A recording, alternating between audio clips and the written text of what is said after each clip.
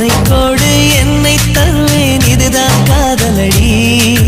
கண்ணீர் கோடு புன்னகை தருவேன், இதுவும் காதலடி. அர்ஜுன் ஒரு நிமிஷம். சொல்லு காவியா.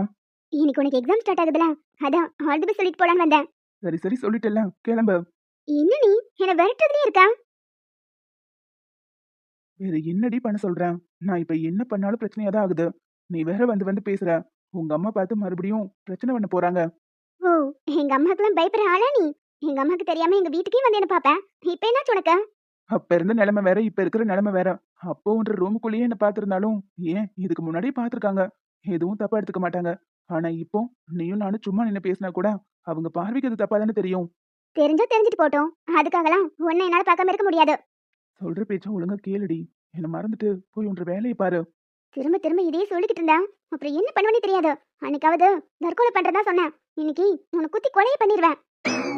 ஊர் ஊரா உன்னை தேடி அலைஞ்சு ஒரு வழியா உன்ற வீடு கண்டுபிடிச்சு பக்கத்துல ஒரு வீடை பார்த்து வந்து உன்னை லவ் பண்ணா போடி நான் சொல்றேன். ஏண்டி ஒரு வார்த்தை சொன்னதுக்கு இப்படி மூச்சு விடாம பேசுறா? இப்படி பேசினாதான் உனக்கு புரியும். இவ அம்மாக்கார் என்னடானா அன்னைக்கு வந்து அண்டோ கத்து கத்தனா மறுபடியும் என்ற பையன்கிட்ட வந்து நின்னு பேசிக்கிட்டு இருக்கான்.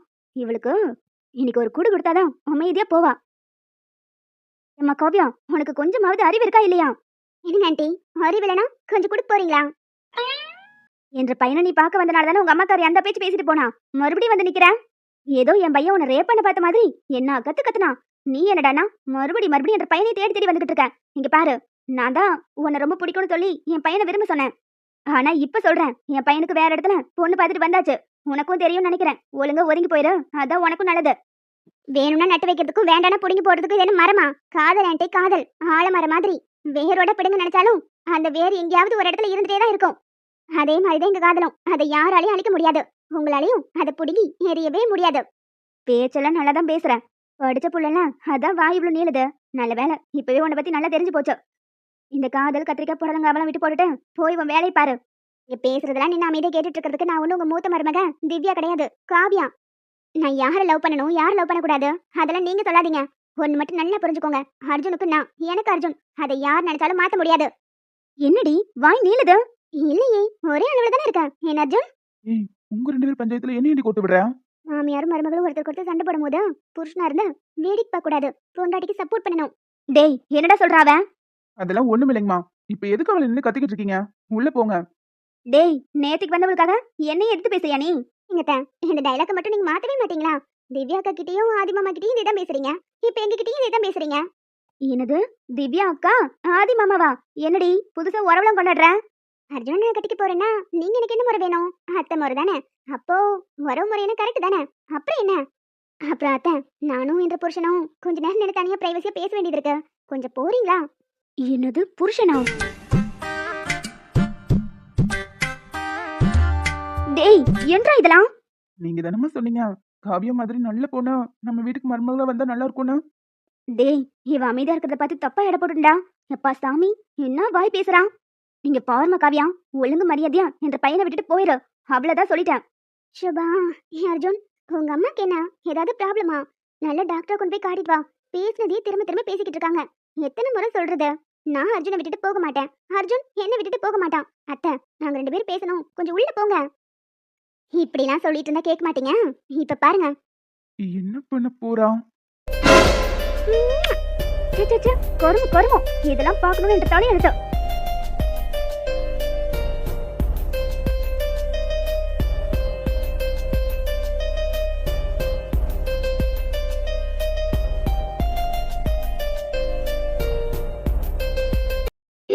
எப்படி என்ற ஷாக் ட்ரீட்மெண்ட். உங்க அம்மா ஒரே ஓட்டமா ஓடிட்டாங்க பாரு. ஏண்டி, எங்க அம்மாக்கு ஷாக் கொடுத்த மாதிரி இல்ல, எனக்கு கொடுத்த மாதிரி தான் இருக்கு. இப்படியா திடீர்னு கொடுப்பேன்? ஒரு நிமிஷம் ஆடி போயிட்டேன். பின்ன என்னடா, 2 பேர் பேசிட்டு நிக்கிறோம், கொஞ்சம் கூட யோசிக்காம இப்படி குறுக்கால வந்து பேசிக்கிட்டு இருக்காங்க. பாவம் திவ்யாக்கா, இதெல்லாம் எப்படிதான் சமாளிச்சிட்டு இருக்காங்களோ. நான் மட்டும் இந்நேரம் அந்த இடத்துல இருந்தா வையேன், உங்க அம்மா முடி என் கையில இருந்திருக்கும், என்ற முடி உங்க அம்மா கையில இருந்திருக்கும். நீ பேசுறத பார்த்தா வீட்டுக்கு நடுவுல ஒரு கோடு போட்டு தான் வாழணும் போல. சச்சா, அவ்வளவு மோசம் இல்ல. அடிச்சுக்கிட்டாலும் பிடிச்சிட்டாலும் ஒரே குடும்பம் ஒன்னா இருப்போன்னு இருப்பேன். அதை பத்திலாம் நீ கவலைப்படாத. சரிதான். மிஸ்டர், கொடுத்ததுல எல்லாத்தையும் மறந்துட்டீங்க போல. எதா? எருமை, எக்ஸாம் கிளம்பு. அட ஆமால, மறந்தே போயிட்டான். ஏன் மறக்க மாட்டீங்க? நீ எப்ப வந்த? அத்தை கூட கூட வீட்டுக்குள்ள ஓடினாங்கல்ல, அப்பவே வந்துட்டேன். காவியாக்கா, நீங்க சூப்பர்க்கா. பொண்ணுன்னா உங்களை மாதிரி தான் இருக்கணும். எங்க அக்காவும் இருக்காளே, ஒரு வார்த்தை கூட எதிர்த்து பேச மாட்டா. அதான் உண்மையை சொல்லக்கூடாது. உங்க செலக்ஷன் சூப்பர். ம் தேங்க்ஸ். சரி, வெளியே பைக் ஸ்டார்ட் பண்ணி நிக்கிறேன், வந்துரு. நீங்க முன்னாடி போங்க, நான் காவியா கிட்ட கொஞ்சம் பேச வேண்டியது இருக்கு. பேசிட்டு வந்துடுறேன். நீங்க 2 பேரும் இப்ப என்ன பேசணும்? பொண்ணுங்க எங்களுக்குள்ள 1000 இருக்கும். அது எதுக்கு நீங்க கேக்குறீங்க? ஒழுங்கா இங்க இருந்து போங்க. ம் ரொம்ப நேரம் நின்னு பேசிட்டு இருக்காம சீக்கிரம் வந்துரு. ஆ, சரிங்க அத்தா. என்ன காவியாக்கா, எப்பவும் என்ன பார்த்து சிரிப்பீங்க, இப்போ ஒரு மாதிரி முறைச்சி பாக்குறீங்க. நான் அத்தன் கூட பேசுறது இது பிடிக்கலையா என்ன?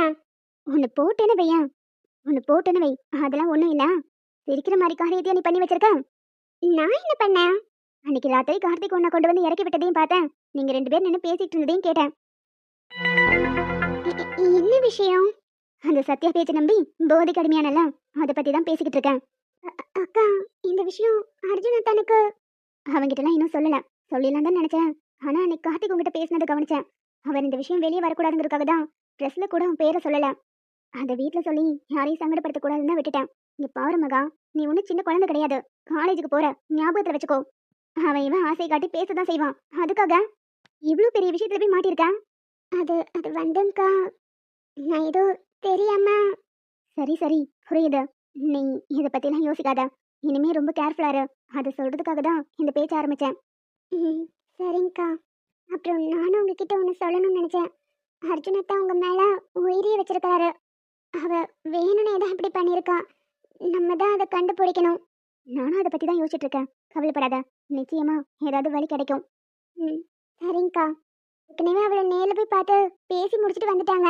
கல்யாணம் அடுத்த வாரம். அதுக்குள்ளேயும் இந்த விஷயத்த கண்டுபிடிச்சாகணும். கண்டுபிடிச்சிடலாம், கவலைப்படாத. ம் சரிங்கக்கா. சரி, நான் கிளம்புறேன். ம் சரிடா மகா, பார்த்து போ, கேர்ஃபுல்லா இரு. நான் சொன்னதை மைண்ட்ல வச்சுக்கோ. ம் சரி. என்ன தம்பி, எப்படி இருக்கீங்க? ம் நல்லா இருக்கேன். ஏன் நல்லா இருக்க மாட்டீங்க?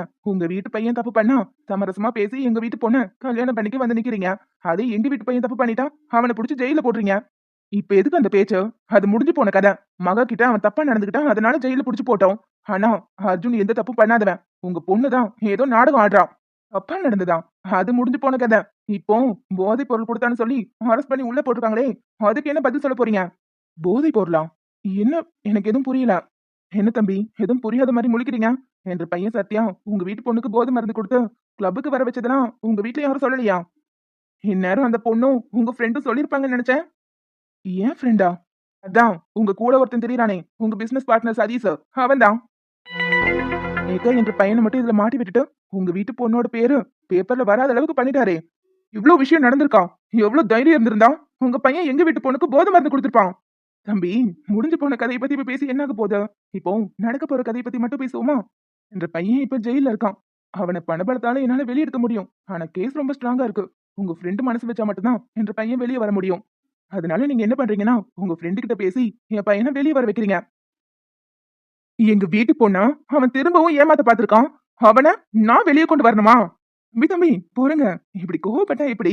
உங்க வீட்டு பையனும் தப்பு பண்ணிருக்கான். அது வெளியே வராம இருக்கணும்னா நீங்க இதை பண்ணிதான் ஆகணும். அப்படி இல்லனா என் பொண்ண உங்க வீட்டு பையனுக்கு கட்டி கொடுக்க மாட்டேன். இதையும் நான் கேஸ் ஃபைல் பண்ணுவேன். உங்க வீட்டு பையன் மேல நான் கேஸ் கொடுத்தாலும் அவன் இப்ப ஜெயிலுக்கு போவான். எப்படி வசதி? முடிஞ்சா கேஸ் கொடுத்துக்கோடா. எதுவா இருந்தாலும் போலீஸ் ஸ்டேஷன்ல பாத்துக்கலாம். கோபத்துல எடுக்கிற முடிவு எப்பவுமே தப்பாதான் இருக்கும். கொஞ்சம் பொறுமையா யோசிச்சு உங்க பதில சொல்லுங்க. வரேன். யோ நில்லியா, யோசிச்சு பதில் சொல்றதுக்குலாம் ஒண்ணும் இல்ல. நீ எங்க வேணாலும் கம்ப்ளைண்ட் கொடுத்துக்கோ. அர்ஜுன் எந்த தப்பு பண்ணிருக்க மாட்டான்னு எனக்கு தெரியும். ஒன்ற பையனை என்னால வெளியே எடுக்க முடியாது. அவன் ஜெயிலே கிடந்தாதான் அவனுக்கும் புத்தி வரும். சரிங்க தம்பி, இருந்துட்டு போட்டு விடுங்க. என்ற பையனை எப்படி வெளியே கொண்டு வரணும்னு எனக்கு தெரியும். என்ற பொண்ணுக்காக மட்டும்தான் உங்க வீட்டுல சம்மந்தம் பேசியிருக்கேன். அவளுக்காக மட்டும்தான் இப்போ அமைதியா போறேன். வரேன் தம்பி, நீங்க வேலையை பாருங்க. அவன் வீட்டு பொண்ணை மட்டும் அர்ஜுன் கொட்டினான், அவ்வளவுதான். அவன் வாழ்க்கையே நாசமா போயிரும். இந்த கல்யாணம் நடக்கவே கூடாது. மகாவுக்கு இவ்வளவு விஷயம் நடந்திருக்கு. ஆனா சதீஷ் இதை பத்தி ஒரு வார்த்தை கூட சொல்லல. டேய், ஏன்டா இதெல்லாம் என்கிட்ட சொல்லவே இல்ல? ஏண்டா திடீர்னு வந்து இதெல்லாம் சொல்லலன்னு கேட்டா நான் என்னத்த சொல்றது? மகாவுக்கு அந்த சத்யா நாய் போதை மருந்து கொடுத்திருக்கான். நீ தான் காப்பாத்தி கூட்டிட்டு வந்திருக்க. அதை பத்தி ஒரு வார்த்தை கூட சொல்லல. ஓ அதுவா? மச்சான் நீ ரிலாக்ஸ் ஆகுடா, அதான் முடிஞ்சு போச்சுல, விடு. என்னடா இவ்ளோ அசால்ட்டா சொல்றேன்? அவ எங்க வீட்டு பொண்ணு. அவளை பத்தி எங்ககிட்டயே சொல்லாம மறைச்சிருக்கேன். உன்கிட்ட பேசி என்ன பிரயோஜனம்? இன்னைக்கு அவளுக்கு இருக்கு. நாளை அற விட்டாதான் அவளும் இனிமே அமைதியா இருப்பா. டேய், அப்படி எதுவும் பண்ணிடாத. பாவம் அவ. பாவம் பாவம். இப்படி பாவம் பாவம் சின்ன சின்ன தப்பெல்லாம் பண்ணிட்டு இருக்காளே. ஏதோ சின்ன பிள்ளை தெரியாம பண்றான்னு விட்டுட்டே இருந்தா வர வர கொஞ்சம் ஓவரா தான் போய்கிட்டு இருக்கு. ஏய், இந்த மாதிரி நேரத்துல தாண்டா பொறுமையா ஹேண்டில் பண்ணணும். அவளே அதுல இருந்து வெளியே வர முடியாம எவ்வளவு கஷ்டப்பட்டா தெரியுமா? இப்பதான் நல்லா இருக்கா. தயவு செஞ்சு திரும்ப அதை பத்தி ஏதாவது பேசுறாத அவகிட்ட. ஏண்டா, இவ்ளோ விஷயம் நடந்திருக்குல்ல. ஒரு வார்த்தையாவது என்கிட்ட சொல்லிருக்கலாம்ல. மச்சான், நான் தான் சொல்றேன்ல. அவ பாவம்டா, சின்ன பொண்ணு. ஏதோ தெரியாம போய் மாட்டிக்கிட்டான். அதான் நான் காப்பாத்தி கூட்டிட்டு வந்துட்டேன்ல. இனிமே பாரு, அவ எந்த தப்பும் பண்ணிட மாட்டா. அது மட்டும் இல்ல, நான் போய் அவளை காப்பாத்தல. அவளே அதுல இருந்து கொஞ்சம் கொஞ்சமா வெளியே வர ஆரம்பிச்சிட்டா. அவளுங்களை மாட்டி விடணும்னு நினைச்சதே அவதான். அவளை அங்க கூட்டிட்டு போய் அதுக்கு ஐடியா கொடுத்தது மட்டும் தான் நான். மத்தபடி போலீஸ் கிட்ட சத்யாவை மாட்டி விட்டது கூட மகாதான். அவளுக்குள்ள இப்படி ஒரு தைரியம் வந்திருக்குன்னா இந்த பிரச்சனை தானே மச்சான் காரணம். ஒரு கெட்ட விஷயத்திலயும் ஒரு நல்லது நடந்திருக்கு. ஒரு வேளை அவளுக்கு ஏதாவது ஆகியிருந்தா அப்படிலாம் எதுவும் நடந்திருக்காது. அப்படி நடக்கவும் விட மாட்டேன். அவ என்னோட மகன். எனக்கு எப்படி அவளை பாத்துக்கணும்னு தெரியும். எனக்கும் அவ மேல அக்கறை இருக்கு மச்சான். நீ ஒன்னும் கவலைப்படாத. டேய், உனக்கு அக்கறை இல்லைன்னு சொல்ல வரலடா. இருந்தாலும் அதை கேட்டதும் மனசெல்லாம் பதறுதுல. அந்த ஆள் வந்து காய்ச்சி மூச்சுன்னு கத்திட்டு போறான். கேஸ வாபஸ் வாங்கினாதான் அர்ஜுன் கல்யாணம் நடக்குமா? அப்படிப்பட்ட கல்யாணமே நடக்க வேண்டாம்னு தோணுது. அர்ஜுனுக்கு மட்டும் அந்த பொண்ணோட கல்யாணம் நடந்துச்சு, அவ்வளவுதான், நம்ம வீடே நாசமா போயிரும். அட விடுடா, நல்லதே நினைப்போம், நல்லதே நடக்கும். சரி, ஒரு ஆர்டர் வந்திருக்கு. ஆனா எடுக்கலாமா வேண்டாமான்னு யோசிச்சுக்கிட்டு இருக்கேன். ஏண்டா, என்ன ஆர்டர்? ஒரு கல்யாண ஆர்டர் தான். லஞ்சுக்கு மட்டும் சொல்லியிருக்காங்க. ஆனா 50% டிஸ்கவுண்ட் கேக்குறாங்க. என்னது, 50%? அது எப்படி முடியும்? அதனால தாண்டா ஓகே பண்ணலாமா வேண்டாமான்னு யோசிச்சுக்கிட்டு இருக்கேன். 50% ஆஃபர் கொடுத்தா நம்ம நிலைமை என்னத்துக்கு ஆகுறது? அவங்க பேக்ரவுண்ட் எப்படின்னு விசாரி. வசதியான குடும்பமா இருந்தா குறைக்க வேண்டாம். கொஞ்சம் மிடில் கிளாஸா இருந்தா குறைச்சுக்கலாம். சரிடா, நான் கேக்குறேன். வர சொல்லிட்டு அமைதியா நிக்கிறீங்க. ஆமா, இங்க என்னத்துக்கு வர சொன்னீங்க? எல்லாம் ஒரு காரணமா தான். இந்த ஆபீஸ்ல இன்னைக்கு இன்டர்வியூ. நீங்க போய் அட்டென்ட் பண்ணுங்க. நிச்சயமா செலக்ட் ஆயிருவீங்க. என்னது, நானா? அட ஆமாங்க ரதி, நான் தான் முன்னவே சொன்னேன்ல. ஒவ்வொருத்தரையா போய் வீடியோ பிடிச்சு போட்டதுக்கு இந்த வேலை உங்களுக்கு பெட்டரா இருக்கும்னு எனக்கு தோணுது. இவ்வளவு பெரிய ஆபீஸ்ல நான் எப்படி? அதெல்லாம் ஒரு பிரச்சனையும் இல்ல. நீங்க செலக்ட் ஆயிருவீங்கன்னு எனக்கு நம்பிக்கை இருக்கு. நான் நிச்சயமா செலக்ட் ஆயிருவேன்னு எப்படி சொல்றீங்க?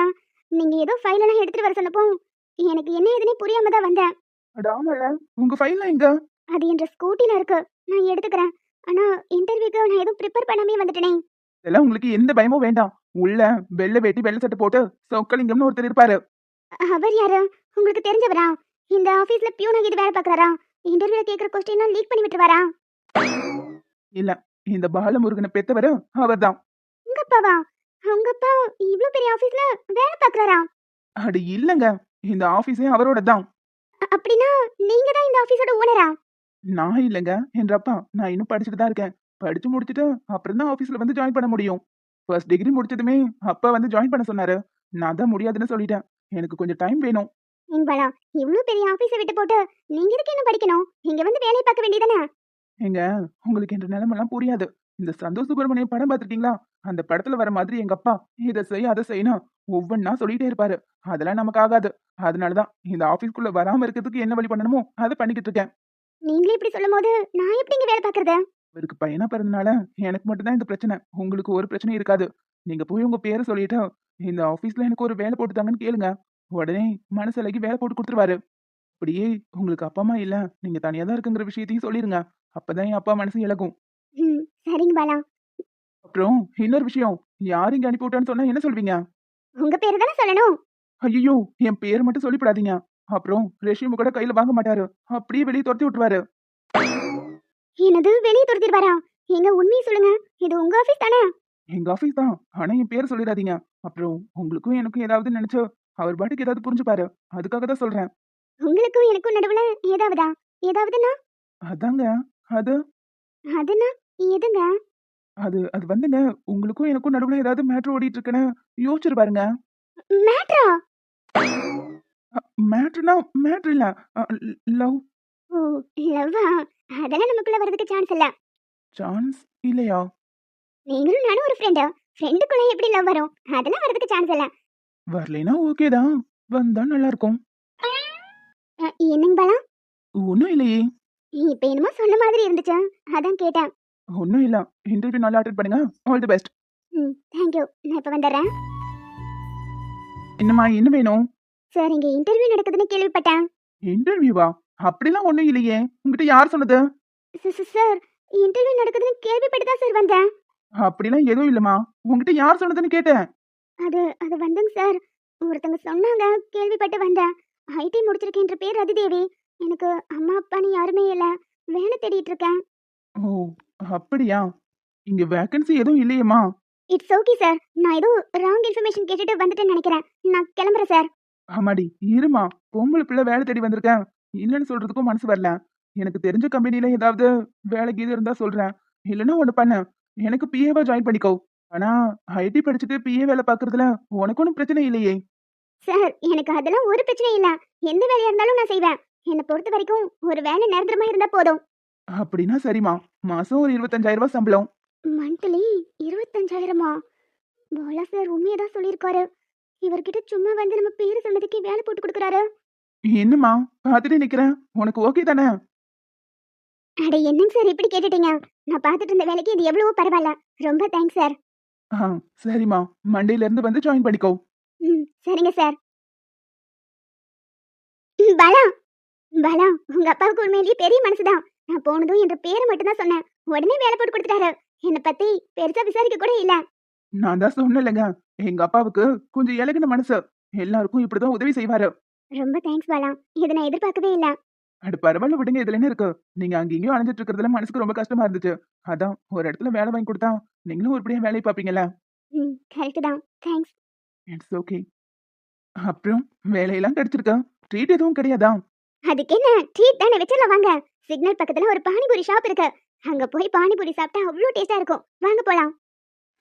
போலாமே. ஆனா பாலா, உங்களுக்கு காலேஜா? அது கிடக்குதா? எக்ஸாம் எழுதி பாஸ் ஆனா போதும். காலேஜ் போகணும் அவசியம் இல்ல. வாங்க போலாம். அப்போ ஓகே.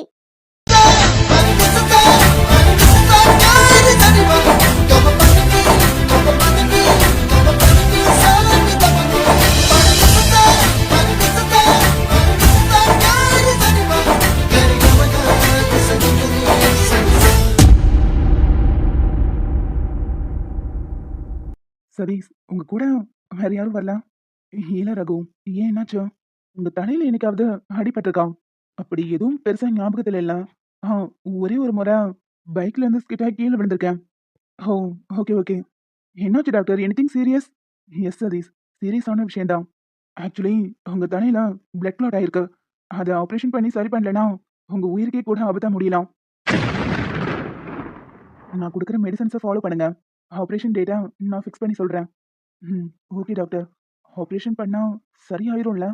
100% ஷுவரா சொல்ல முடியல Satish. It's very critical stage.